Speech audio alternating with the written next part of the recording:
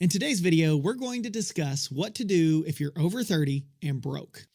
When you're a kid, you often don't think too much about the future. If you're over 30, the future becomes a little more important. You begin to realize that time is limited and you're running out of it. Learning to create wealth at this stage may seem like an impossible task, and you might be thinking it's too late, but it's not. You would be amazed at how fast you can turn things around. And if you're wondering if it's worth the effort, let me tell you, it absolutely is. So here are 3 steps for you to get started. Step number 1, avoid the ever never present trap. You say, what is that? Well, here, let me tell you. Sometimes after 30, it's easy to get stuck worrying about the future or crying about the past. I call this the ever never present trap. It's the ever present trap of never being present. If you spend too much energy crying about your past or worrying about your future, you won't have the energy to make the changes you need in the present. Ephesians 5:15-16 says, "See then that ye walk circumspectly, not as fools, but as wise, redeeming the time because the days are evil."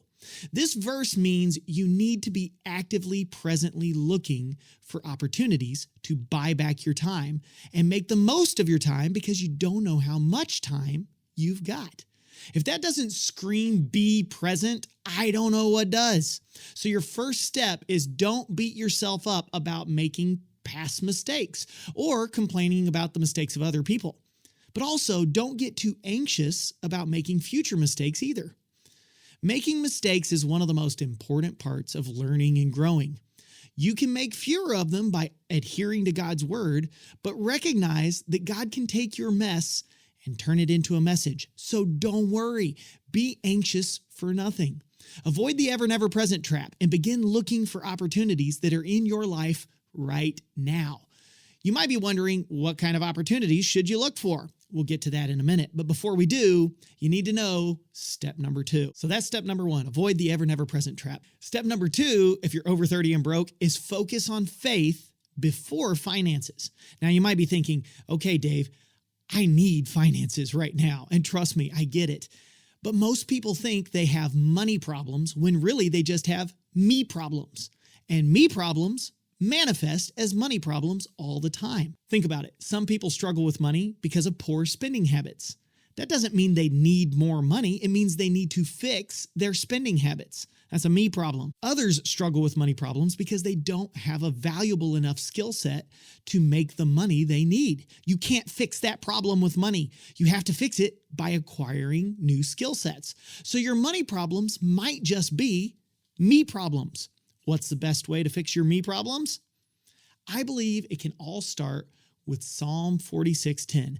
Be still and know that I am God.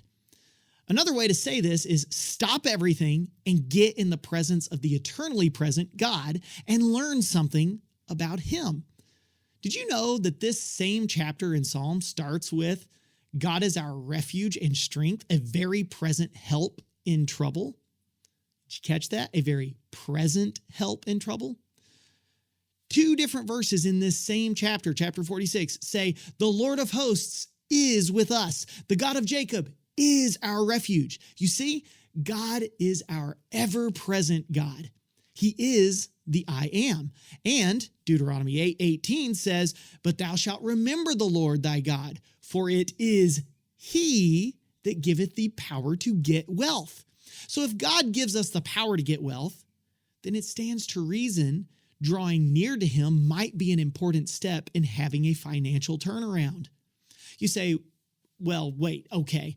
There are people in this world, Dave, that have wealth that don't have faith at all. So how does that work? Well, what's interesting is that God has methods that give the power to get wealth. And many people unknowingly activate some of those methods as they work to improve their business practices. These poor, faithless people only have the hope of earthly gain as their reward. But our reward is a closer walk with God. That closer walk can also reveal His methods for getting wealth. How much more powerful could it be if you actually knew these methods and didn't just accidentally activate them? So there you have it. Step 2, focus on faith before finances. That's where the next step comes into play. Step number 3, if you're over 30 and broke, use service to build skills. What do I mean by that? Well, first, let's talk jobs. If you have one, great. If you don't, it's probably time to get one. But in either case, you're looking for an opportunity to serve others. You're not looking for an opportunity to make money. Let me make that very clear. Although it would help if you got paid for your services, that's not going to be your primary focus. It isn't the most critical goal at this step. Most people get a job with the goal of making money. If you're over 30 and broke, using a job to make money might not turn things around for you. This is because most jobs don't pay well enough to give you a financial turnaround. Some people even say that JOB, J-O-B, stands for just over broke. I love that, but it's kind of true if you think about it. So don't get a job with the goal of making money. Get a job with the goal of serving others. You've got to learn to serve people at a high level. And the great thing about a job is that it gives you the opportunity to serve a lot of people. What if over the next 3 years you said, I'm going to serve my God, my employers, and my customers at the highest level possible? And then what if you looked for opportunities to serve them at higher and higher levels? I'm not talking about striving for promotions, though that could end up happening with this kind of mindset. What I'm talking about is going the extra mile at whatever position you're at to make a real difference in how you serve God and the people around you through your job. Why would you do this? Well, 2 reasons. Because we are commanded to do so. That's reason number 1. Galatians 5 tells us, serve one another humbly in love. But 2, we serve because it can also be a benefit to us. Jesus said, and whosoever of you will be the chiefest shall be the servant of all. Apparently, being a humble servant really promotes you in life. When you focus on serving others, you'll actually activate one of God's methods. The book of Luke tells us in no uncertain terms that the way we treat others will have a return effect on us. Luke chapter 6, verse 37, judge not, and ye shall not be judged. Condemn not, and ye shall not be condemned. Forgive, and ye shall be forgiven. Watch this. Give, and it shall be given unto you. Good measure, pressed down, shaken together, and running over, shall men give into your bosom.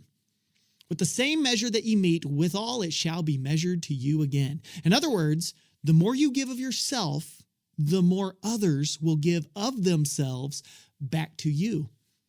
Haven't you ever noticed that people who just take are never fun to give to?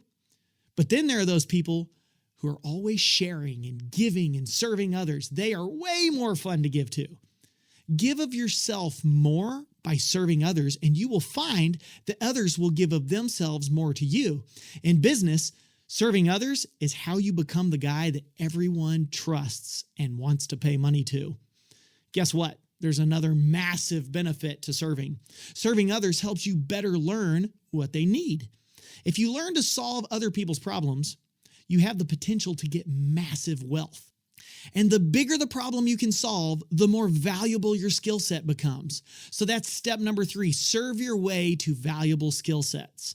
Now, if you've done steps 1 through 3, you're avoiding the ever never present trap, forgetting the past and not worrying about the future. You're looking for opportunities that are in your life right now.